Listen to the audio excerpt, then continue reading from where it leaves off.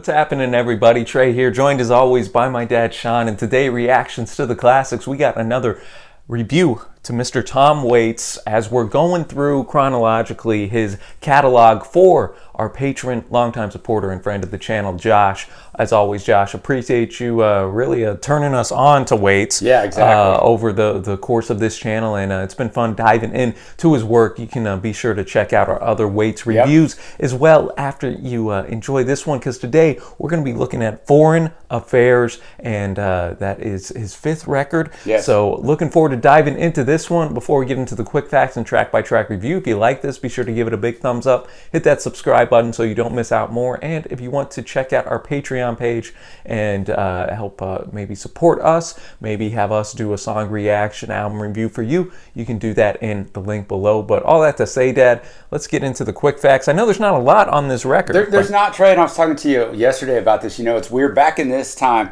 you know, you're popping out studio albums one a year, sometimes one every 10 months. Yeah. So, you know, you don't have a lot of time to evolve from album to album. So thus, there's less quick facts or less interesting stories behind the albums because it's on to the next one. But you mentioned it's the 5th studio album, released in 1977. Mixed critical reviews for this, you know, no one hated it. But as I was reading, a lot of people kind of put this as Tom's maybe worst record or towards the bottom of the barrel. I didn't see it that way, but we'll get to that at the end. But Bones Howe, his normal producer, he talked about the album came about this way. Waits talked to me about doing this other material. He said, I'm going to do the demos first, and then I'm going to let you listen to them. Then we should talk about what it should be. I listened to the material and said, it's like a black and white movie. That's where the cover came from. The whole idea that it was going to be a black and white movie. It's the way it seemed to me when we were putting it together. Whether or not it came out that way, I don't have any idea, because there's such metamorphosis when you're working on record. On the cover, he's with Native American woman Marcella Cockrell, who worked at the box office of the Troubadour in LA. Tom said she was a girl who was not a girlfriend, but she thought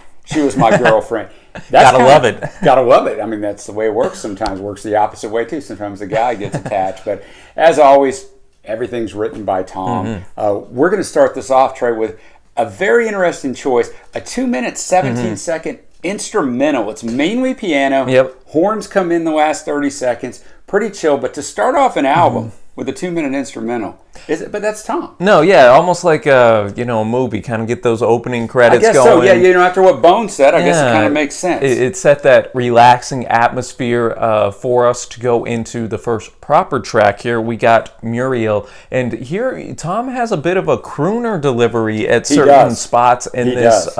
You have, again, that piano driven. You also have a trumpet or saxophone solo in there. I like that. In there. So instrumentally, I thought it was pretty solid, and you know, again, just setting those themes that we're gonna have for the rest of the record. You know, I thought it was a solid track, not one of my favorites on here, but you know, a good foot forward. Yeah, and basically Muriel is gone. She's left him, and he's walking the town, like kind of reminiscing on all the memories of stuff that they had shared, which, you know, when you're with someone, whether they live with you, you're divorced, or however it is, you at least have all these common memories if you stay in the same place. You're going out of town, maybe they went out here to eat and the movies here. So it's an interesting way to do that. I thought his voice, you talk about the crooner, I thought this, I put on my notes halfway. In other words, halfway between closing time, where he sounds totally normal, to just off the chain time. That's true. I thought he'd find this album, he has kind of like a halfway. Yeah, he's in the middle of those two. That's true. And, you know, there's a couple songs where he goes all in. But yeah, I thought it was a fine song. This takes us to I Never Talk to Strangers with Bette Midler with him. They go back and forth. He gives her a line and she calls him out. He pleads his case. He isn't a bad guy. She keeps finishing verses with I Never Talk to Strangers. Pianos, horns. It starts out with Bette talking, saying, asking the bartender, give me a Manhattan. And at different times it feels like she's kind of talking / singing, depending on what part of the song. No, and I thought the moments where it was kind of neat, because Bette would go and then kind of hand it off to Tom, and then towards the end of the song they would harmonize together, and I thought that was a highlight on not only the song but on the entire record. The piano and strings made for a pleasant arrangement, and again, I like the content too, because you know, I Never Talk to Strangers. It kind of hammers home though that you were strangers to the person you loved, you know. Exactly. At some point, you were strangers. So you got to talk to strangers in a sense to ever get those meaningful, long-lasting relationships throughout the year. So that's something that's kind of obvious, but I've never really thought of. And of course, that's a good point. I haven't really ever thought of it either. Tom always get your brain flowing a little bit. So this is one of my favorites on the record. And it was unique because we haven't come across him collaborating with anybody yet. So I did like that about it. That's going to now take us to a medley. We have Jack and Neil / California Here I Come. California Here I Come was written by Joseph Meyer, Al Jolson, and Buddy DeSylvia. Written for the 1921 Broadway musical Bomba, which starred Al. Jolson recorded the song in 1924. It's often called the unofficial state song of California. Very heavy horns on this one.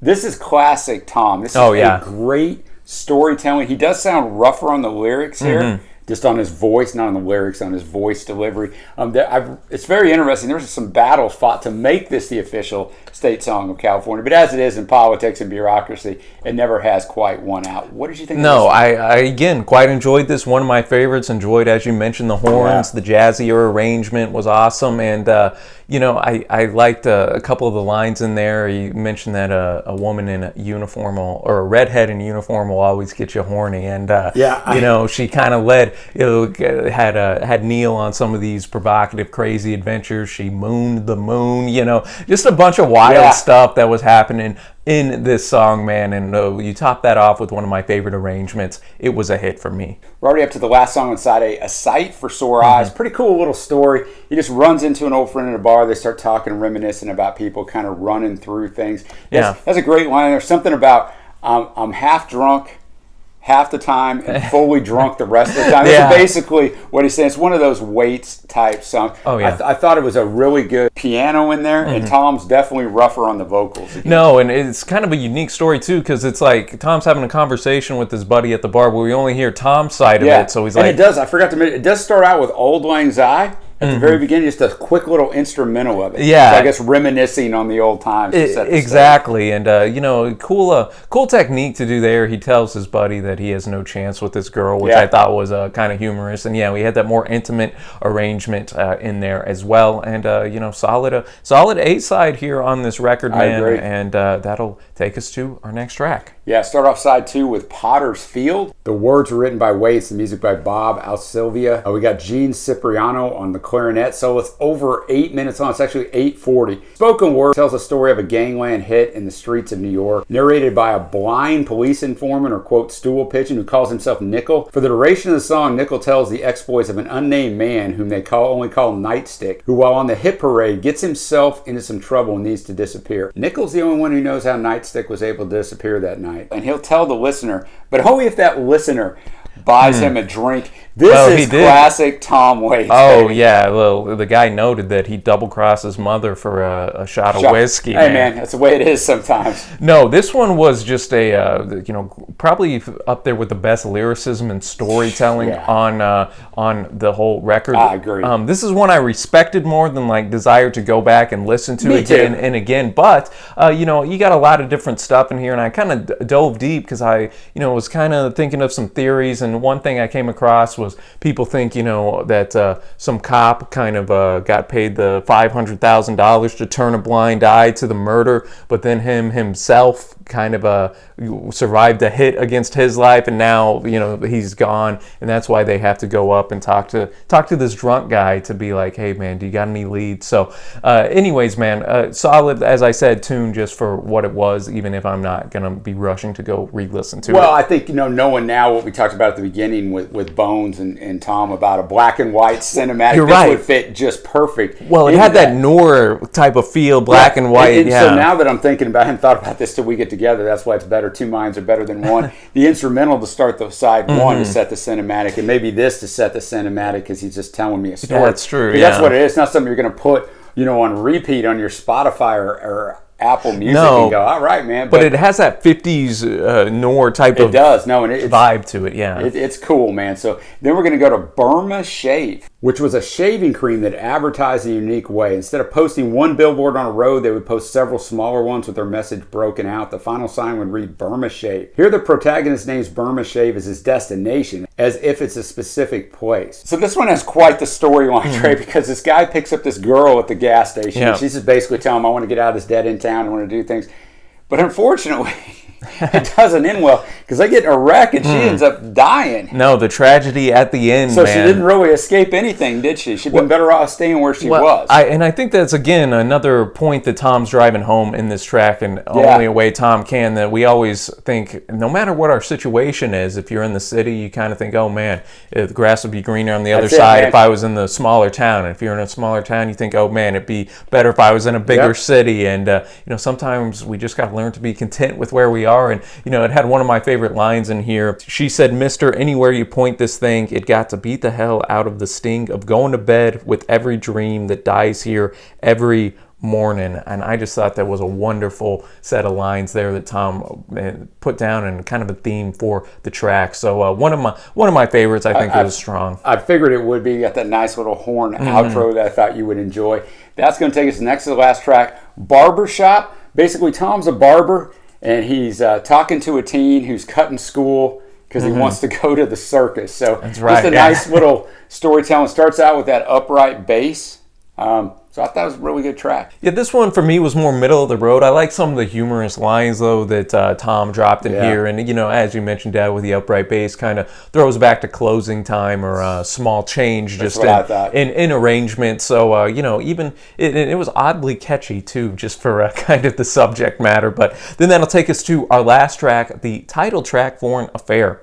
Yeah, and I think basically in this one, I don't know, I was wondering what your take on it was. I think he's traveling around all these places, but I think he doesn't really want to find his destination because the beauty of it all is in the travel. The old cliche, the beauty is in the journey, not in the destination. Piano, some nice strings, and I thought a really good way to finish the album, because we haven't really talked about it, but the album is mainly piano driven. Yeah, exactly. I could just go watch him in a piano bar, and that's kind of the feel I got from most of it. No, and I kind of agree with you, Dad, on what it's about, that we got to enjoy the journey, because, that's... Because every time you reach that destination, you change it anyway. No, and through the journey, that's the present. That's the present that we're living right now, and in the future, we're looking, it'll be great whenever I have this or that, and then once we get there, we think, oh man, that took years to do, and maybe I didn't enjoy the process to get there. So I thought it was a fitting closer. Tom usually does a great job closing out his records, and again, kind of hammers home that cinematic type of feel, bringing it to a close. And that'll now take us to our favorite tracks on this record.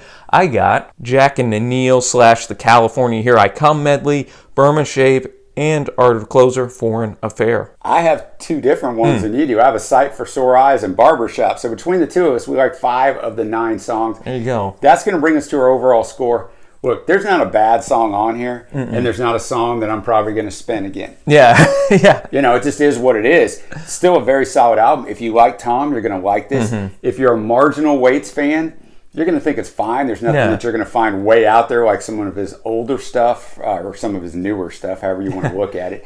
As he advanced in his career and got more and more rough around the edges, this one's going to be a nice middle-of-the-road one for you. So for me, it's a 6.75.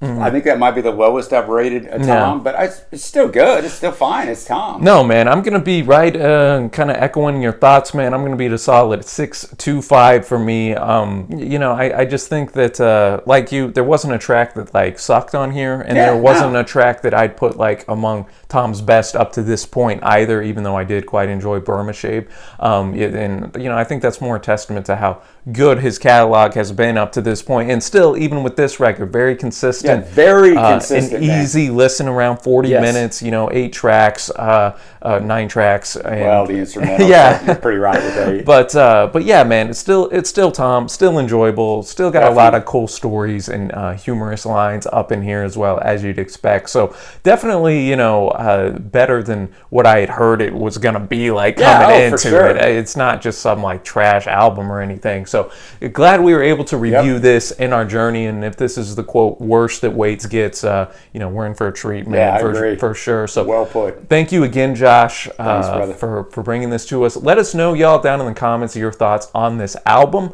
and we'll be looking forward next month to continuing our Waits journey. For sure. Thanks as always, Dad, for the research. And until next time, thanks for watching, happy listening, and we will see you.